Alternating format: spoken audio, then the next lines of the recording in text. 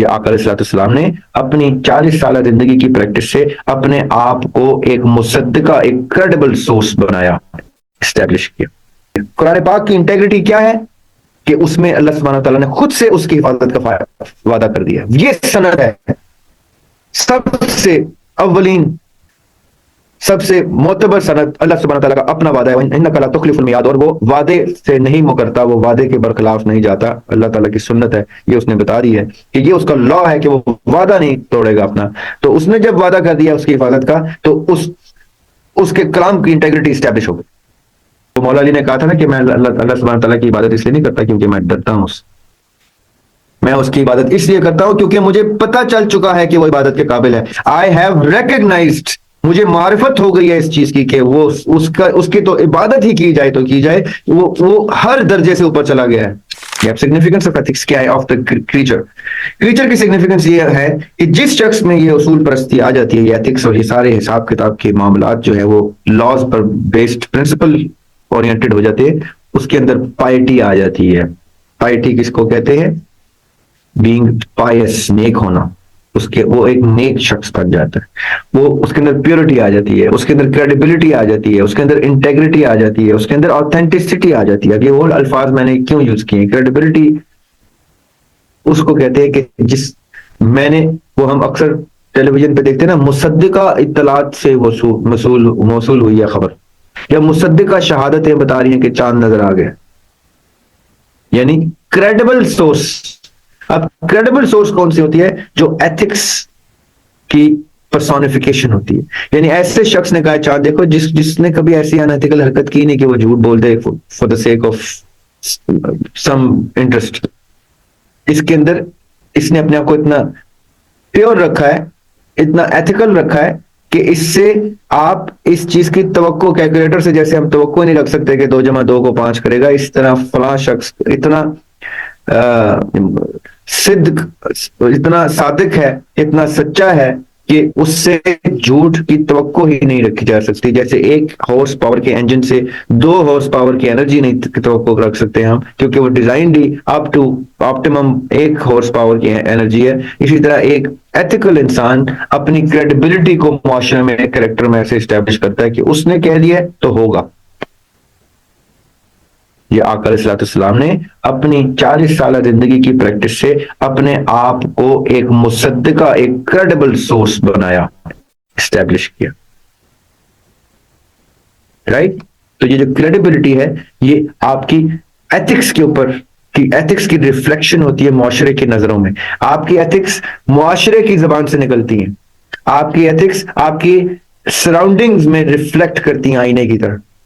اب آپ اس کو جب اپلائی کرنا شروع کرتے ہیں ان تمام خواتین و حضرات پہ جو آپ کے ارد گرد پائے جاتے ہیں، چاہے آپ کی سطح پہ پائے جاتے ہیں، یا آپ کے بزرگوں کی سطح پہ پائے جاتے ہیں، یا آپ کے لیڈران کی صورت میں پائے جاتے ہیں، یا آپ کے علماء کی صورت میں پائے جاتے ہیں، ان کی کریڈیبلٹی، ان کی ایتھیکل ویلیوز کی ریفلیکشن ہوتی ہے آپ کے دماغوں میں، آپ کی پرسیپشن میں، آپ کے الفاظ میں، آپ کے ان کے بارے میں، کامنٹس کے بارے میں کہ اچھا یار یہ شخص ایتھیکل گراؤنڈز پہ بات کرتا ہے۔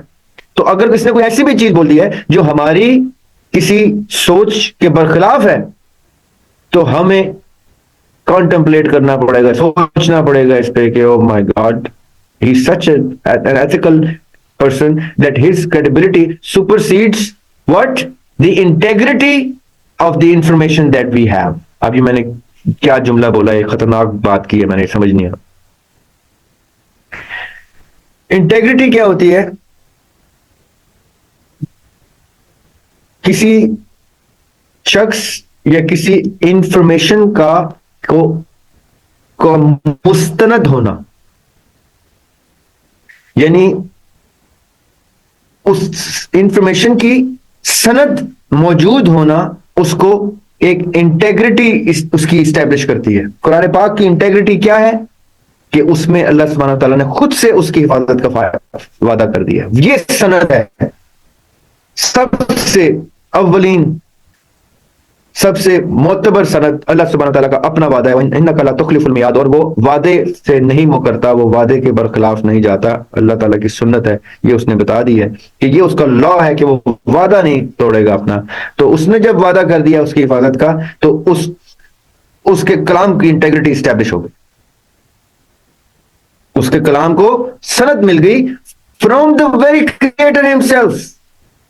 اب یہ انٹیگریٹی قرآن پاک کی آ گئی ہے. میں نے قرآن پاک پڑھا ہوا ہے, اب یہاں پہ میں توجہ نہیں رہے آپ لوگوں کی کہ میں نے قرآن پاک پڑھا ہوا ہے اور میں نے کس تفسیر کے تحت اس پرٹیکولر چیپٹر کی, آیت کی, سورت کی, اس سپارے کی ایک سرٹن ایسنس میں نے ایکوائر کی ہے اوور دا ایئرز, بچپن سے کرتے کرتے, اور اچانک سے ایک اوتھینٹک سورس سے, ایک کریڈیبل سورس سے ایک بات آتی ہے جو میری اتنے عرصے کی تعلیمات کے برخلاف کھڑی ہوتی ہے. تو کیا ہوتا ہے کہ انٹیگریٹی چیلنج ہو جاتی ہے. کس چیز کی؟ میرے اس سٹورڈ کانٹینٹ کی جو میں نے 20-30 سال پڑھ کے ایکوائر کیا ہے. تو ہوتا کیا ہے پھر آپ میزان میں رکھ دیتے ہیں اس شخص کو, اس شخص کی گفتگو کو, اس شخص کے کوٹڈ ریفرنسز کو, اور اپنی ساری زندگی کی تپسیا کو کہ بھائی اب ان میں سے کوئی ایک درست ہے.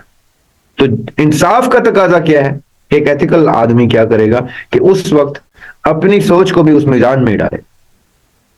وہ یہ نہیں کہے گا میرے باپ نے کہا تو ایسا ہوگا, تو میری ماں نے سکھایا تو ایسا ہوگا, میرے ٹیچر نے کہا تو ایسا, میں نے پڑھا ہے فلاں کتاب میں, تو وہ کہے گا اب تو انٹیگریٹی کسی ایک چیز کی ثابت ہوگی کیونکہ دے آر کاؤنٹر نیریٹیوز, یہ تو ایک دوسرے کے برخلاف.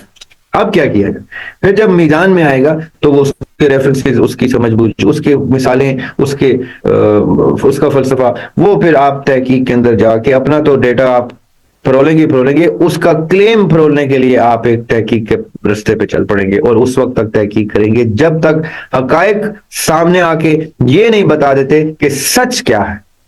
جب تک حقائق یہ نہیں بتا دیتے کہ سچ کیا ہے. میں واپس آتا ہوں آپ کو اصلیت والی گفتگو کے اوپر کہ ایک چرچ میں جاتا ہوا بندہ, ایک مسجد میں جاتا ہوا بندہ, دونوں ایک سرٹن خدا کو پوج رہے ہیں, تو فیکٹ فائنڈنگ بتائے گی, آپ کی اپنی ذاتی فیکٹ فائنڈنگ بتائے گی کہ اس کی اصلیت خدا کی اور اس کی اصلیت خدا کی کے درمیان میں کہیں پہ ملائیں تو کامن گراؤنڈ جو بنیں گے وہ حقائق ہوں گے, اور پھر اس کے حقائق اور اس کے حقائق کو بیچ میں جوڑیں گے تو جو کامن گراؤنڈ ہوں گے وہ سچ ہوگا.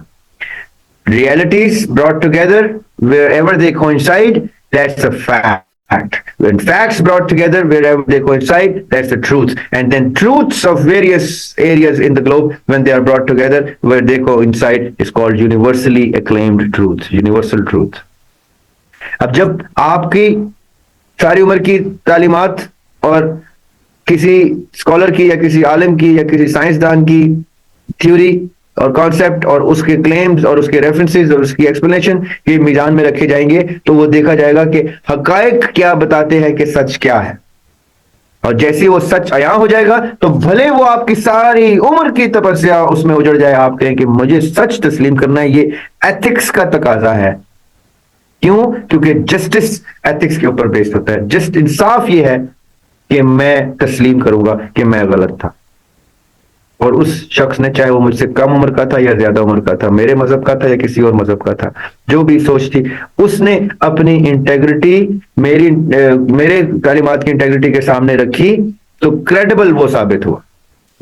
تو اور میری سوچ کی انٹیگریٹی ڈیمیج ہو گئی. جیسی اس کی انٹیگریٹی ڈیمیج ہوئی تو میرا انصاف مجھے اوور رول کرنے کا حکم دے دے گا کہ اب تم نے یہاں سے آگے اس سرٹن تھیوری کو اپنی ویل اسٹیبلشڈ کانسیپٹ کے اوپر ترجیح دینی ہے.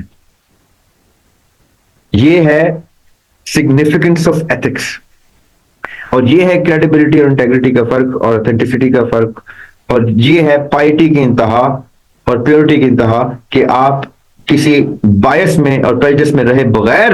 وہ مولا علی نے کہا تھا نا کہ میں اللہ سبحانہ تعالیٰ کی عبادت اس لیے نہیں کرتا کیونکہ میں ڈرتا ہوں, میں اس کی عبادت اس لیے کرتا ہوں کیونکہ مجھے پتا چل چکا ہے کہ وہ عبادت کے قابل ہے. آئی ہیو ریکگنائزڈ, مجھے معرفت ہو گئی ہے اس چیز کی کہ وہ اس کی تو عبادت ہی کی جائے تو کی جائے, وہ ہر درجے سے اوپر چلا گیا ہے.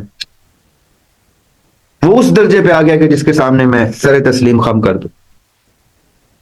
یہ ہوتی ہے معرفت. یہ ہم مسٹسزم کے چیپٹر میں پڑھیں گے, اس لیے اس کے سوال ابھی مت کیجیے گا کہ یہ معرفت کیا ہوتی ہے.